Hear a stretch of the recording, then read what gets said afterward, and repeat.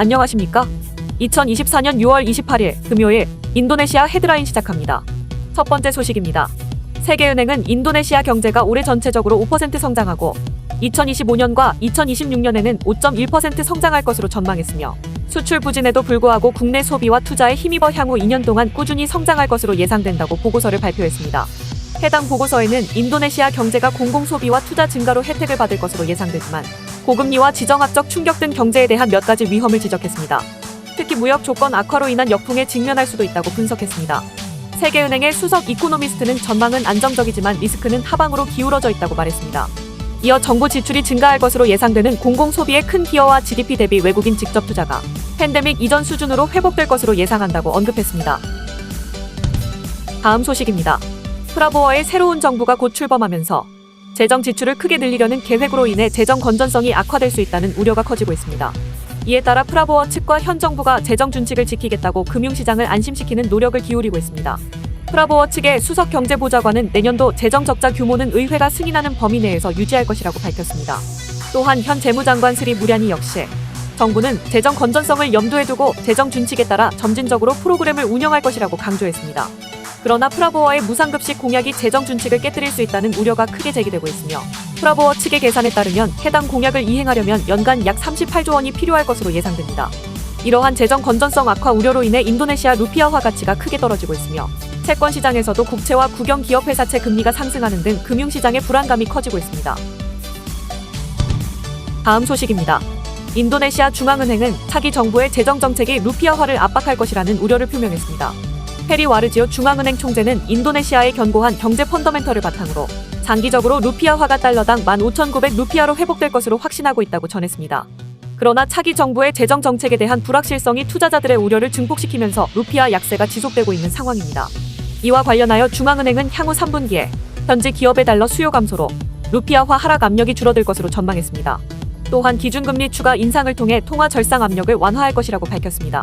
한편 금융 전문가들은 차기 정부의 재정 계획에 대한 불투명성으로 인해 외국인 투자자들이 자금을 회수하고 있다고 지적하며 재무부와 대통령 인수위원회의 시장을 안정시킬 수 있는 대책 마련을 촉구했습니다.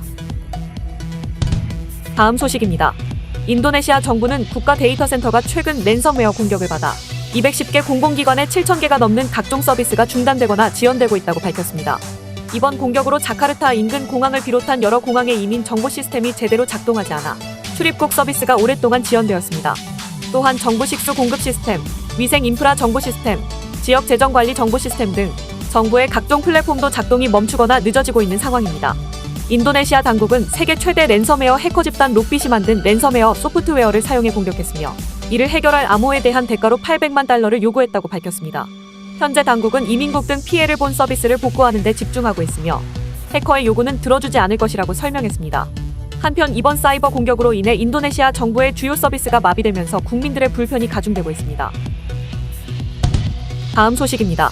주인도네시아 한국대사관과 제인도네시아 한국건설업협의회, 제인도네시아 한인상공회의소, 행정중심복합도시건설청은 팀코리아 수주지원단을 구성하여 인도네시아 깔리만탄섬 누산타라에서 팀코리아 신수도 합동 현장 방문 및 워크숍을 실시했습니다.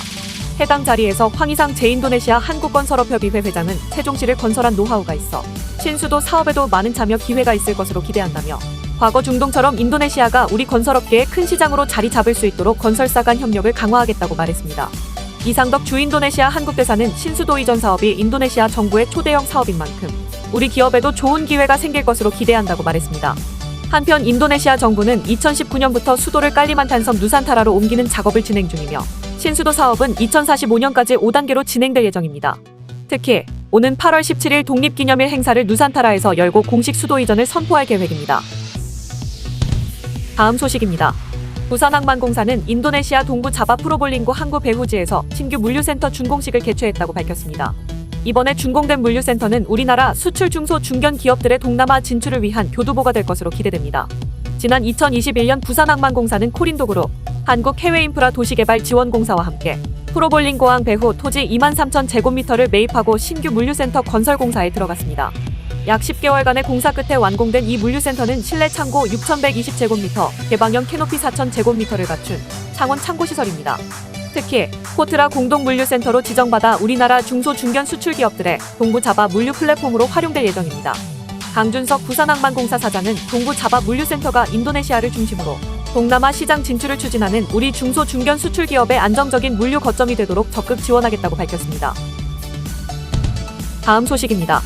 인도네시아 최대 관광지 발리가 관광세 도입 4개월 만에 큰 폭의 인상을 추진하고 있습니다. 발리 주의회 한 의원은 현재 $10 수준인 발리 관광세가 너무 싸서 발리를 값싼 관광지로 보이게 한다며 이를 $50로 인상해야 한다고 주장했습니다. 이어 발리를 찾는 사람들은 현지 법과 규범을 무시하는 사람이 아니라 더 높은 수준의 사람들이어야 한다며 관광세 인상을 통해 늘어난 수입을 발리주 교육과 보건 부문에 사용하자고 제안했습니다. 한편 발리 관광청에 따르면 관광세가 도입된 이후 약 220만 명의 외국인이 발리를 방문했지만 이 중 40%만 관광세를 납부했다고 전했습니다. 이에 발리주 정부는 관광세 납부 확인을 강화할 계획이라고 밝혔습니다.